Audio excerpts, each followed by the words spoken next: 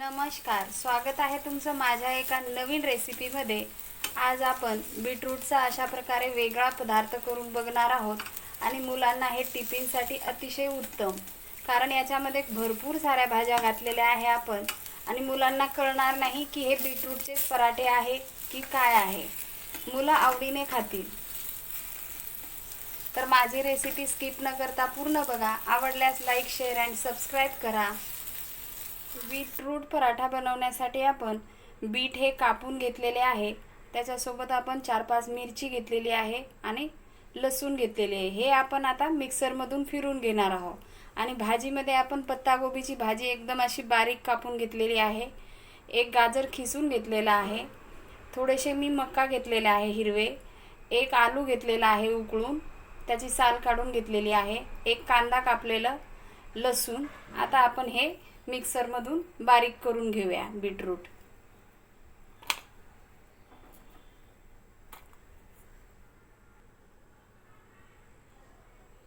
Bit छान मिक्सरमधून वाटून घेतलेला आहे। याच्यामध्ये टाकूया अर्धा चम्मच मीठ, 1 वाटी बेसन, 2 वाटी गव्हाचं पीठ टाकायचं आहे।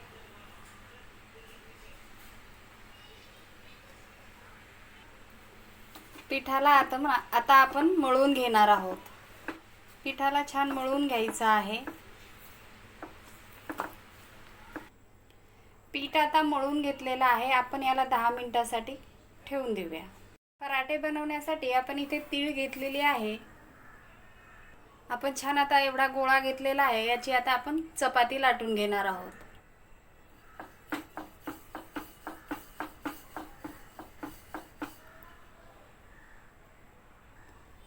आपण अशा प्रकारे पराठा लाटून घेतलेला आहे। आता आपण ही तीळ थोडी टाकून घेणार आहोत आणि थोडंसं लाटून घेणार आहोत।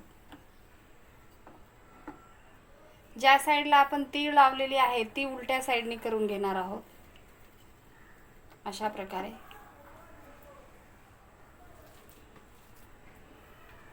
एवढ्या जाडीची आपल्याला पराठा लाटून घ्यायचा आहे। आता आपण याच्यामध्ये सारण लावून घेणार आहोत पराठ्यावर। पराठ्यावर सारण लावल्यानंतर आपल्याला ही तीळ टाकून घ्यायची आहे आणि आता याचा रोल बनवून घ्यायचा आहे।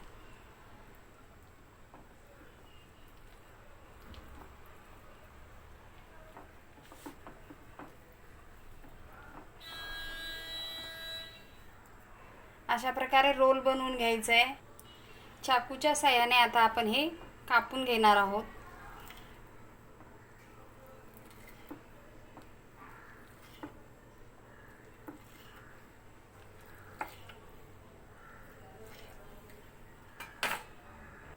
अशा प्रकारे आपण कापून घेतलेले आहे। याला आपण थोडंसं पीठ लावून घेणार आहोत। पीठ लावल्यानंतर याला हलक्या हाताने असं दाबून घ्यायचं आहे।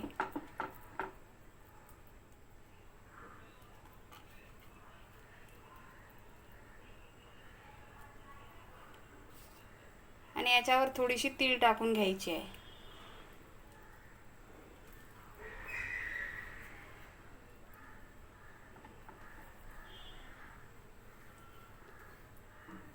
अशा प्रकारे आपण सगळे बनवून घेऊया। अशा प्रकारे आपण सगळे बनवून घेतलेले आहे पराठे। गॅसवर आता पॅन ठेवलेला आहे। आपण याला थोडंसं तेल लावून घेऊया।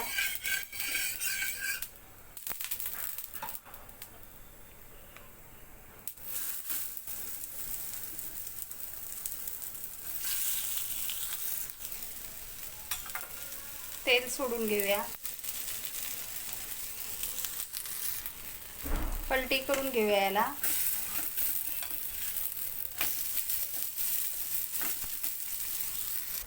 थोडंसं बटर टाकून घेऊया।